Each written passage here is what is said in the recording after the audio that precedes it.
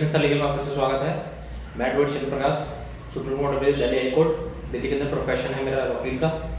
आज की जो मेरी वीडियो है वो है आर्टिकल 14 ऑफ द कॉन्स्टिट्यूशन के केस लॉज के बारे में। आर्टिकल 14 ऑफ कॉन्स्टिट्यूशन क्या कहता है? आर्टिकल 14 ऑफ कॉन्स्टिट्यूशन कहता है the state shall not deny the person with क्या इक्वल टू बिफोर लॉ और equal protection of law.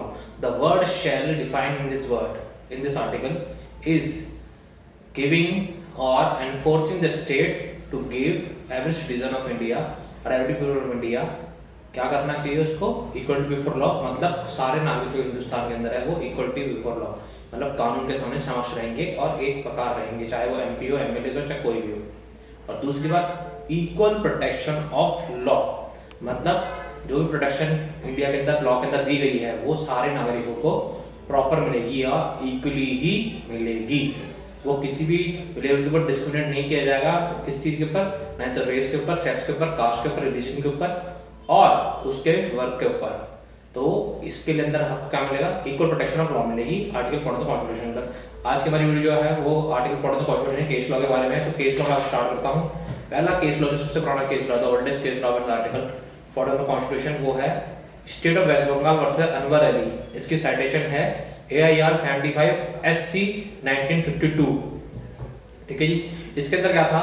Waste Bengal के अंदर जब वेस्ट बंगाल में फॉर्मेशन हुआ था तो उन्होंने West Bengal special courts act, special court act finalise करा था और उसको आपको रूल में लाए थे। उसके अंदर सेक्शन 3 और 5 को हम इस केस के अंदर चैलेंज करा था। ठीक है जी। उस केस के अंदर क्या था? सेक्शन के अंदर वो सेक्शन कहते थे कि भाई ऑफेंसेस जो है वो स्पीडी ट्रायल होने चाहिए। स्पीडी ट्रायल होने चाहिए तो अच्छी बात है, लेकिन उसके अंदर क्या हुआ? स्पीडी ट्रायल होने के बाद भी उसके अंदर जो है ऑफेंसेस वो थे, वो ऑफेंसेस क्लैरिफाई नहीं किए गए थे, क्लासिफाइड नहीं किए गए थे कौन कौन से ऑफेंसेस स्पीडी ट्रायल होंगे। तो इसलिए इस एक्ट को चैलेंज किया गया कि अगर सारे ऑफेंसेस लॉ के आई के अंदर इक्वल हैं और अगर क्लासिफिकेशन नहीं होगी तो कंटेनमेंट ये होगी कि कौन से ऑफेंसेस हम स्पीडी ट्रायल करें और कौन से ऑफेंसेस स्पीडी ट्रायल ना करें। तो इसको सुप्रीम कोर्ट ने इनवैलिडेट कर दिया था और कहा था कि classification of offences has to be very much important to take back और hold back the offences which are to be speedy trial by the courts. इस लॉ को इनवैलिडेट करके और सुप्रीम कोर्ट ने कहा था कि भाई क्लासिफिकेशन बहुत जरूरी ऑफेंसेस की, जिससे कि हम या कोर्ट जो भी इस एक्ट के अंदर आ रही है, जो कि वेस्ट बंगाल कोर्ट्स थी, जितने भी जस्टिस कोर्ट्स या सुप्रीम कोर्ट हाई कोर्ट्स थी, वो कौन कौन से ऑफेंस को स्पीड ट्रायल करे वो उस क्लासिफिकेशन बहुत जरूरी है। दूसरा केस जो था उसके अंदर था रामा कृष्णन दालमिया वर्सेस जस्टिस तेंदुलकर। ये 1958 का केस है। इसके साइटेशन है AIR 1958 SC 538। SC ने क्या डिस्क्राइब करा? सुप्रीम कोर्ट ने क्या डिस्क्राइब करा?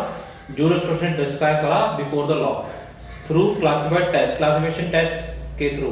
क्लासिफिकेशन टेस्ट क्या कहता है? क्लासिफिकेशन टेस्ट कहता है कि आर्टिफिशियल और evidence it must always rest upon some real and substantial distinction between a just and reasonable relation to the object sought. First classification on intelligent differentia with distinction person and things that are grouped together. मतलब classification test क्या कहता है कि आपको खुद ही intelligent differentiation, मतलब intelligently on the basis of आपका ज्ञान के ऊपर, आपकी सोच के ऊपर आपको इंटेलिजेंट डिफरेंस करना है कि ऑब्जेक्ट और एक वस्तु और एक पर्सन में क्या डिफरेंस है। अगर कोई भी लॉ फॉर्म में आ रहा है तो उस तरह किस तरह से उसको फॉर्मेशन लाया जाए, अगर वो पर्सन के रिलेटेड है तो पर्सन के रिलेटेड लिया जाए और ऑब्जेक्ट रिलेटेड तो ऑब्जेक्ट लिया जाए।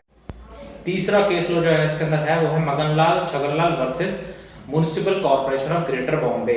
इसमें सुप्रीम कोर्ट ने क्लासिफिकेशन टेस्ट को रीजनेबल ग्राउंड दिया और कहा court made a distinction between statue who make the classification और those authority to make। मतलब हमें जो है कोर्ट में जो भी है हम लोग और लॉ जो हम लाते हैं अंडर आर्टिकल 14 कॉन्स्टिट्यूशन, उसके अंदर हमें ये क्लासिफिकेशन देखनी पड़ेगी कौन कौन बना सकता है और किसके ऊपर पारित होगा। बिफोर मेकिंग एनी लॉ हमें उसकी इस तरह से प्रेरणा करनी पड़ेगी, उस तरह से उसको क्लैरिफाई करना पड़ेगा या चेक डाउन करना पड़ेगा कि कौन सा लॉ आप ला सकते हैं और कौन किसके लिए आप लॉ लाना चाहते हैं। तो क्लासिफिकेशन टेस्ट के लिए बहुत जरूरी है। और statutes law invalidate if not to meet the regional calculation, और स्टैच्यू फेल हो जाएगा अगर वो क्लासिफिकेशन या जिसके लिए वो लॉ लाया गया है वो फुलफिल ना हो तो वो स्टैट्यू इनवैलिड हो जाएगा। ठीक है जी। और इसके अंदर ये भी कहा गया था कि अगर कोई भी स्टैचू या कोई भी लॉ फॉर्मेशन में आता है या एनफोर्समेंट में आता है, उसके द्वारा किया गया कोई भी काम अगर कोई इंसान कर रहा है तो केवल वो काम ही इनवैलिड होगा, स्टैचू इनवैलिड नहीं होगा। उसके लिए हमें क्लासिफिकेशन टेस्ट के ऊपर उसको रखना पड़ेगा और कोर्ट को देखना पड़ेगा क्लासिफिकेशन टेस्ट के थ्रू।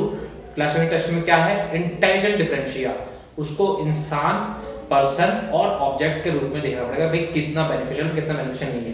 तो ये केस मगनलाल छगनलाल ये कहता है, इसकी साइटेशन है AIR 1974 SC 2099 के अंदर इसमें जजमेंट पास हुई थी सुप्रीम कोर्ट के द्वारा। तीसरा चौथा केस लॉ जो आता है वो आ रहा है EP रुपैया versus state of Tamil Nadu 1974 AIR 555। इसका साइटेशन है 1974 AIR 555। ये कहता है equality envisaged by article 14 guaranteed against arbitrariness in statute action person. इसमें क्या था, केस में क्या था, एक पर्सन जो थे वो IAS ऑफिसर के रैंक पे थे। आफ्टर का क्या हुआ, जो उनकी जो प्रमोशन होने वाली थी वो स्टेट डिपार्टमेंट के अंदर होने वाली थी, इनकम टैक्स डिपार्टमेंट के अंदर। किस डिपार्टमेंट किस पोस्ट के ऊपर होने वाली थी, चीफ सेक्रेटरी के ऊपर। लेकिन गवर्नमेंट ने, स्टेट ने for the timing for a period of 1 year एक नई पोस्ट प्रेजेंट करी या आई, वो थी डिप्टी सेक्रेटरी के रूप में। और वो अगर चीफ सेक्रेटरी बनते तो चीफ सेक्रेटरी के अंदर क्या होता, उनकी सैलरी भी एक्सटेंड हो जाती और उनको जो पेंशन मिलती वो भी ज्यादा मिलती। लेकिन क्योंकि डिप्टी सेक्रेटरी के अंदर थी, डिप्टी सेक्रेटरी की पोस्ट नीचे थी और वो ऑपरेशनल थी for the period of 1 year only, वो केस ले आई गई थी, वो चेक के लिए लाई गई थी स्टेट गवर्नमेंट ने कि भाई हम इसको चेक में डालेंगे। और for the period of 1 year के अंदर ही उन्होंने उसको प्रमोशन मिली। प्रमोशन मिलने के बाद after the period of 1 year जब वो पोस्ट खत्म हुई तो उनकी रिटायरमेंट हो गई। तो उन्होंने इसके ऊपर चैलेंज करा था कि भाई अगर न्यू पोस्ट फॉर्मेशन आई है तो उनको चीफ सेक्रेटरी के पद से, यानी कि चीफ सेक्रेटरी के पद से रिटायरमेंट मिलनी चाहिए, ना कि डिप्टी सेक्रेटरी के पद से, जिससे कि उनको क्या होता, पेंशन के अंदर इंक्रीमेंट मिल जाती। तो ये इस केस के अंदर कहा गया था। तो फिर और इक्वलिटी बिफोर लॉ, मतलब हर कोई जो था, जो थे EP रुपैया जी, इन्होंने कहा कि हम इक्वल बिफोर लॉ के अंदर मेरे को भी रहना चाहिए, क्योंकि मैं भी गवर्नमेंट का पार्ट हूँ, स्टेट का पार्ट हूँ और स्टेट की ड्यूटी बनती है कि मेरे को भी इक्वलिटी बिफोर लॉ मिलना चाहिए। तो इस केस के अंदर फिर कोर्ट ने कहा कि नहीं, state has the power to make special law in relation to any of the thing which are beneficial for the state and for the people of the state. तो इसके अंदर इसको फिर प्ली को डिसमिस कर दिया गया। ठीक है जी। पांचवा जो केस लॉ आ रहा है वो आ रहा है मेनका गांधी का केस है, Maneka Gandhi versus union of India. ये 1978 का केस है। इसकी साइटेशन है 1 SCC 248 ईयर 1948। ये 7 जजेस बेंच के अंदर दिया गया था। इसके अंदर आप अगर देखें तो मेनका गांधी जो कि डॉटर लॉ है गांधी फैमिली की, इनका केस है। इस केस में क्या हुआ था, Maneka Gandhi daughter law Gandhi family, इन्होंने क्या करा, पासपोर्ट इशू करवाने के लिए इन्होंने अपील डाली इसके अंदर पासपोर्ट डिवीजन ऑफिस के अंदर। ठीक है जी। 4 जुलाई 1977 को इनको पासपोर्ट मिल गया और वीजा भी अप्रूव होने वाला था इनका। लेकिन due to the notification of the state government इनका पासपोर्ट जो अपॉइंट कर लिया गया डिवीजन ऑफिस के द्वारा, पासपोर्ट ऑफिसर द्वारा। और अंडर सेक्शन के अंदर ऑफ द पासपोर्ट एक्ट उन्होंने ये कहा कि state has the power to empower your passport and you are not eligible to fly outside India और अब्रॉड। इसके रिलेटेड मेनका गांधी ने रिट डाली और कहा कि स्टेट के पास पावर है, लेकिन मेरे पास भी राइट्स है कि मेरे को वो वजह या वो बताया जाए कि किस on the basis of grounds कि किस ग्राउंड के ऊपर मेरा पासपोर्ट इम्पाउंड जाएगा। लेकिन सुप्रीम कोर्ट ने इसके केस के अंदर कहा कि state has the power to impound your passport if your things और ways has to be any way harm the state और nation.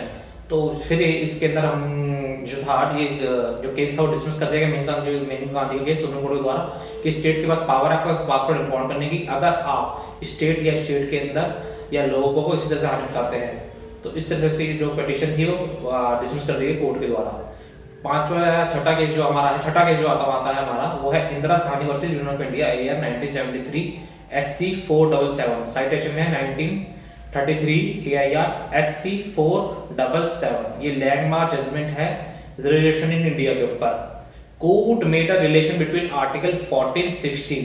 They say that Article 1 is a facet to Article 14 and both related to equality and opportunity. Both has the right to harmonize together and restatement of the principle of equality Einstein. तो इसने court ने कहा कि भाई जो article section of the constitution है ये किसका फेस है, ये इसी का फेस है आर्टिकल 14 ऑफ द कॉन्स्टिट्यूशन का। आर्टिकल सेक्शन ऑफ कॉन्स्टिट्यूशन कहता है कि equality of opportunity in matters of public employment, कि अगर स्टेट कोई भी काम कर रहा है, एम्प्लॉयमेंट मिल रही है तो इक्वालिटी अपॉर्चुनिटी हर किसी को मिलनी चाहिए और कोई भी डिस्क्रिमिनेशन नहीं होनी चाहिए on the basis of sex के रेस, कास्ट, रिलीजन।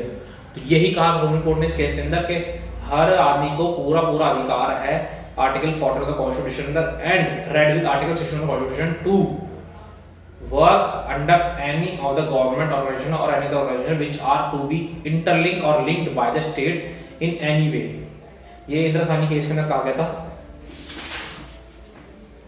दूसरा केस जो आ रहा है वो आ रहा है हमारा AIR, मतलब एयर इंडिया का केस है वर्सेस नरगेश मिश्रा। इसके अंदर क्या क्या गया था, ये एयर की जो पॉलिसीज थी, एयर इंडिया की पॉलिसीज, ये वुमेन जो ऑर्गेनाइजेशन थी, वुमेन यूनियन थी एयर इंडिया की, उन्होंने चैलेंज करी। किस बेस पे चैलेंज करी कि उनकी रिटायरमेंट किस बेसिस पे आती है, एक तो उनकी रिटायरमेंट इस बेसिस पे आती है कि जब वो फर्स्ट प्रेगनेंसी हो जाए या फिर अदर वो मैरिड हो जाए या फिर उनकी उम्र 45 साल से ऊपर हो जाए, और ये केस मेल के साथ नहीं था। तो इसके ऊपर इन्होंने चैलेंज करा कि इक्वालिटी बिफोर लॉ तो सबके लिए बराबर है, अगर हमारी शादी के बाद हमें रिटायरमेंट मिल जाती है तो जो मेल मेंबर है, जो मेल क्रू है, उनको भी शादी के बाद रिटायरमेंट मिल जानी चाहिए, और अगर किसी की वाइफ भी प्रेग्नेंट हो रही है तो उनको भी इस पर रिटायरमेंट मिल जानी चाहिए। उसके बाद सुप्रीम कोर्ट ने ये गाइडलाइंस जो एयर इंडिया की थी, इसको गाइडलाइंस के लिए ऑर्डर दिया एयर इंडिया को, ये रिमूव होनी चाहिए और इक्वालिटी बिफोर लॉ होनी चाहिए, और उसके लिए एयर इंडिया ने नई गाइडलाइंस बनाई जिसके अंदर ये सब चीजें रिमूव कर दी गई थी, रिपील्ड कर दी गई थी।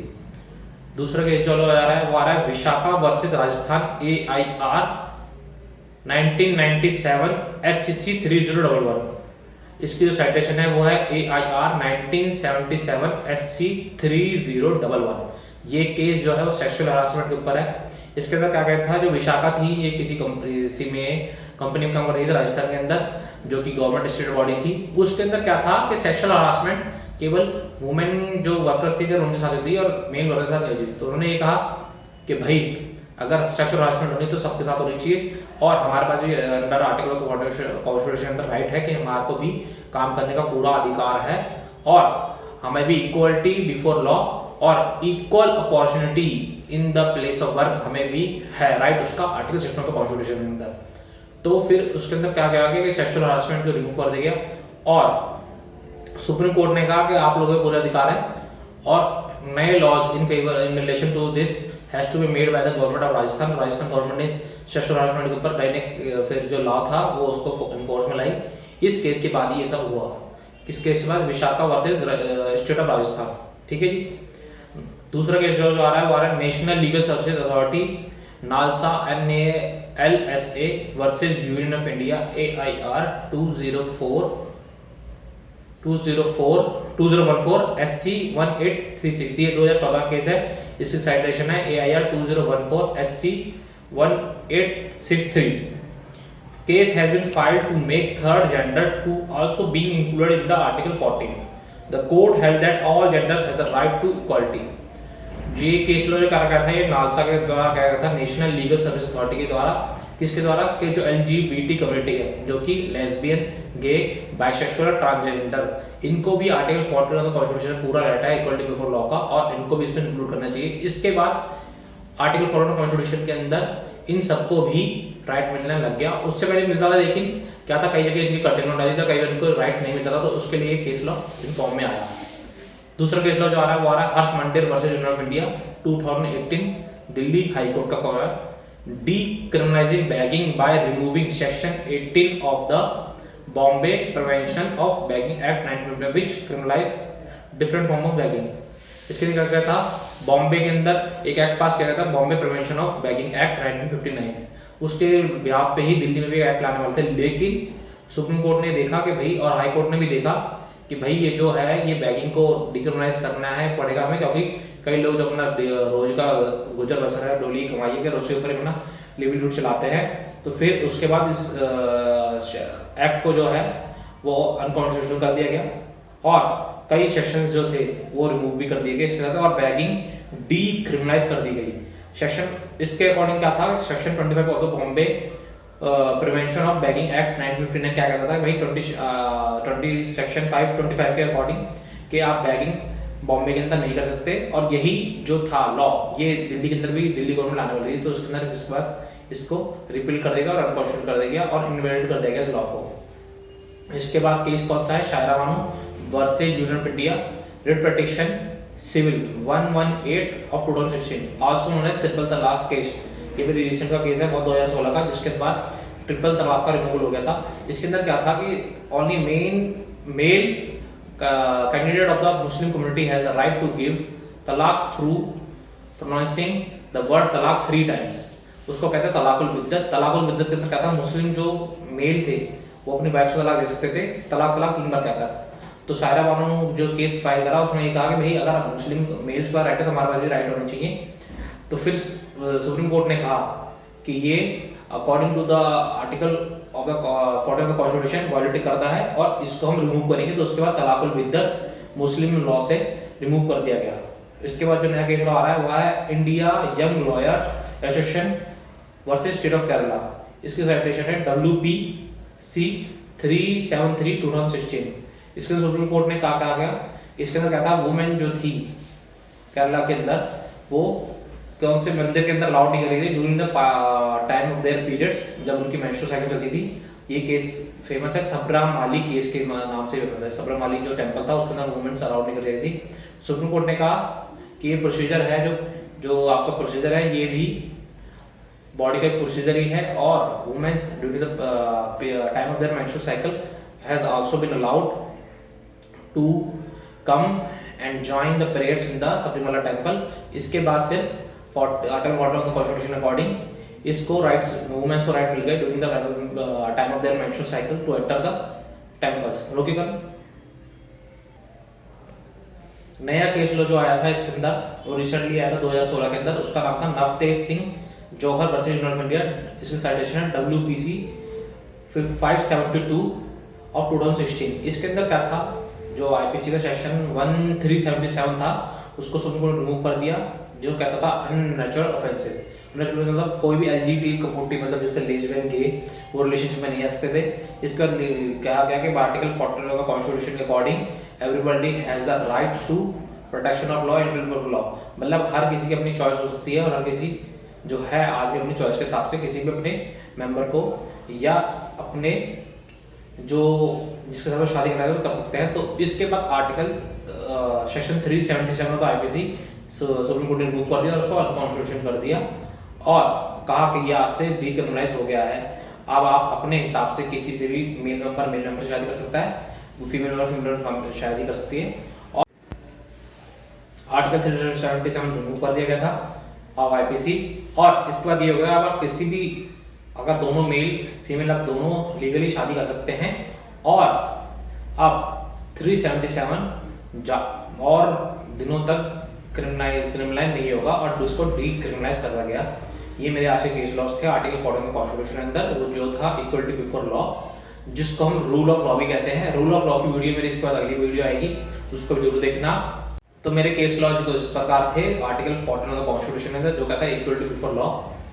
आप मेरे वीडियोस को देखते रहिए, चैनल को सब्सक्राइब करिए लॉ वीडियोस के लिए, और मेरी वीडियो आएगी रूल ऑफ लॉ के अंदर। अगर चैनल अच्छा लगे तो सब्सक्राइब करिए, शेयर करिए, वीडियो को लाइक करिए और दूसरों के साथ शेयर करिए, आपके लिए बेनिफिशियल रहेगा। चेतन सैली।